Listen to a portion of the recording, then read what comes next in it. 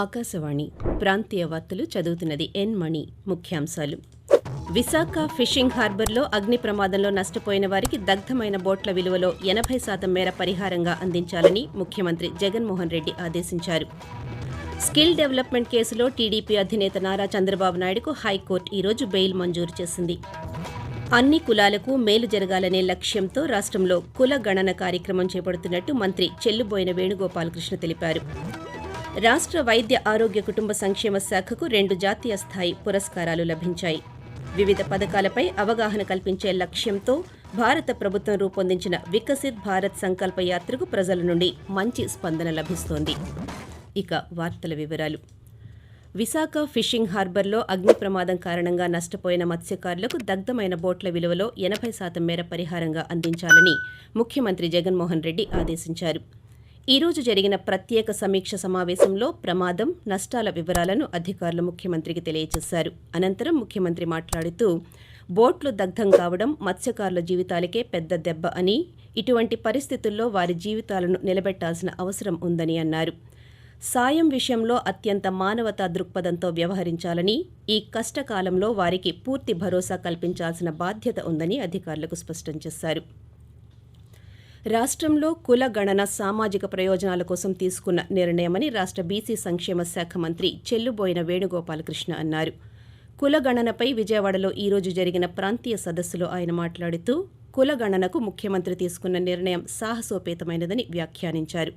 శాసనమండలి సభ్యులు డొక్కా మాణిక్యవరప్రసాద్ మాట్లాడుతూ, 90 సంవత్సరాల తరువాత ఈ ప్రక్రియ జరుగుతోందని, అన్ని కులాలకు మేలు జరగాలనే ఉద్దేశంతోనే ముఖ్యమంత్రి ఈ ప్రక్రియకు శ్రీకారం చుట్టారని పేర్కొన్నారు.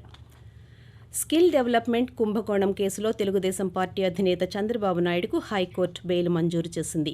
ఆయన తరపు లాయర్లు దాఖలు చేసిన బెయిల్ పిటిషన్పై హైకోర్టు న్యాయమూర్తి జస్టిస్ మల్లికార్జునరావు రెగ్యులర్ బెయిల్ మంజూరు చేస్తూ ఈ రోజు తీర్పు వెలువరించారు.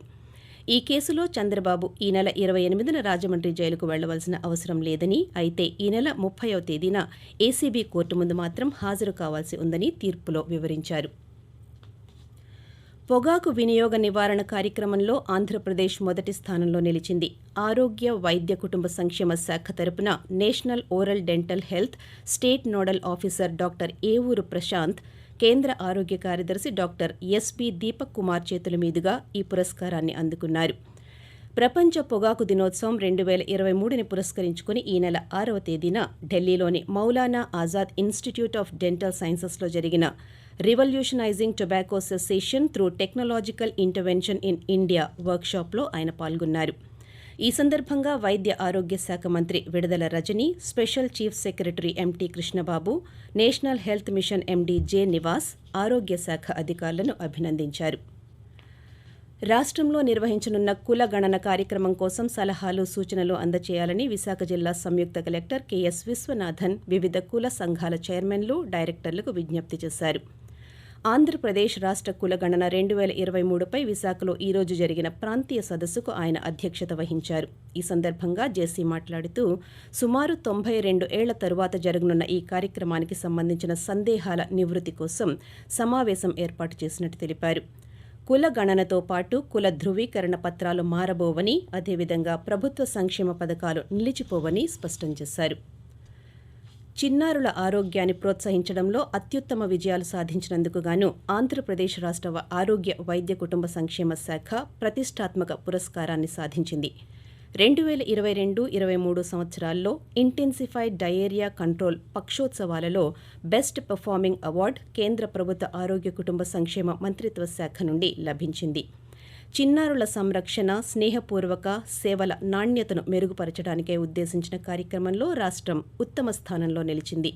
న్యూఢిల్లీలో జరిగిన జాతీయ నవజాత వారోత్సవం 2023 సందర్భంగా రాష్ట్ర వైద్య ఆరోగ్య శాఖ అధికారులు ఈ పురస్కారాలను స్వీకరించారు.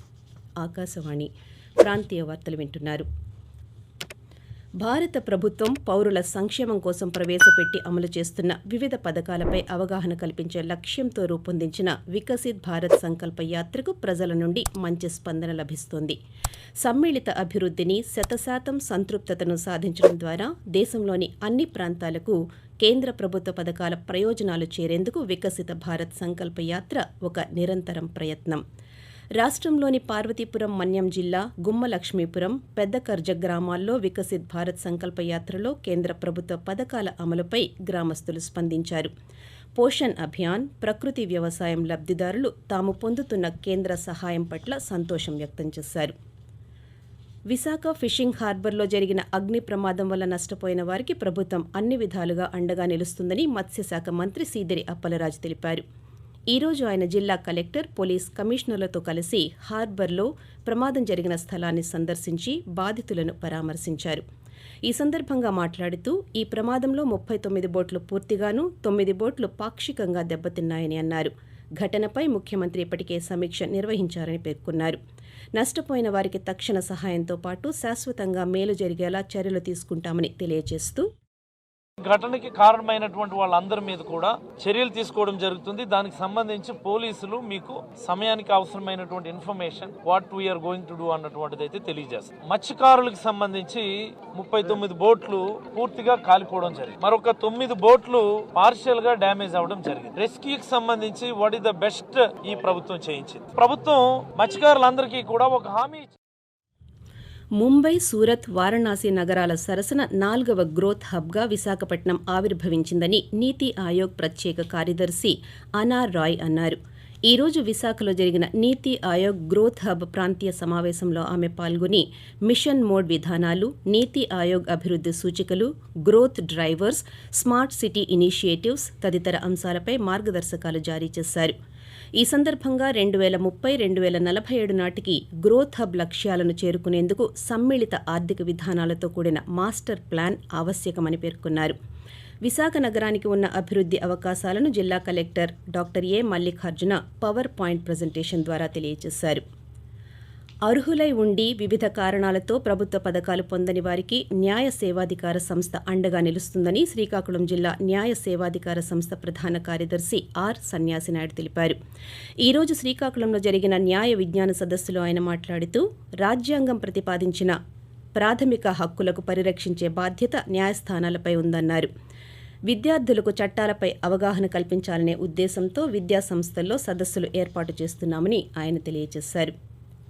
విశాఖ ఫిషింగ్ హార్బర్ అగ్ని ప్రమాద బాధితులకు కేంద్ర ప్రభుత్వం నుండి సహకారం అందించేలా చర్యలు తీసుకుంటామని రాజ్యసభ సభ్యులు జీవీఎల్ నరసింహారావు తెలిపారు. ఈ రోజు ఆయన హార్బర్లో ప్రమాదం జరిగిన ప్రాంతాన్ని సందర్శించారు. ఈ సందర్భంగా మాట్లాడుతూ ప్రమాద తీవ్రతను కేంద్ర మత్స్యశాఖ మంత్రి పర్సోత్తం రూపాలకు స్వయంగా వివరించినట్టు తెలిపారు. ఈ ఘటనను విపత్తుగా పరిగణించి నష్టపోయిన బోట్ల యజమానులకు వెంటనే నష్టపరిహారాన్ని అందజేయాలని రాష్ట్ర ప్రభుత్వాన్ని కోరుతున్నట్టు ఆయన తెలియజేశారు. కార్తీక మాసం మొదటి సోమవారం ఈ రోజు కావడంతో రాష్ట్ర వ్యాప్తంగా శైవ క్షేత్రాలకు భక్తుల తాకిడి పెరిగింది. విశాఖలో తెల్లవారుజాము నుండి భక్తులు సముద్ర స్నానాలు చేసి శివాలయాలను చేరుకున్నారు. పశ్చిమ గోదావరి జిల్లాలోని గోదావరి తీరంలో ఉన్న శైవ క్షేత్రాలు భక్తులతో నిండిపోయాయి. పంచారామ క్షేత్రాలైన భీమవరంలోని శ్రీ ఉమాసోమేశ్వరస్వామి ఆలయం, పాలకొల్లులోని శ్రీ క్షీర రామలింగేశ్వరస్వామి ఆలయాలకు భక్తులు పోటెత్తారు. గోదావరి మధ్యలో ఉన్న పట్టిసం శ్రీ భీమేశ్వరస్వామి ఆలయానికి భక్తులు పెద్ద సంఖ్యలో తరలివచ్చారు. వార్తలు ముగించే ముందు ముఖ్యాంశాలు. విశాఖ ఫిషింగ్ హార్బర్లో అగ్ని ప్రమాదంలో నష్టపోయిన వారికి దగ్ధమైన బోట్ల విలువలో 80% మేర పరిహారంగా అందించాలని ముఖ్యమంత్రి జగన్మోహన్ రెడ్డి ఆదేశించారు.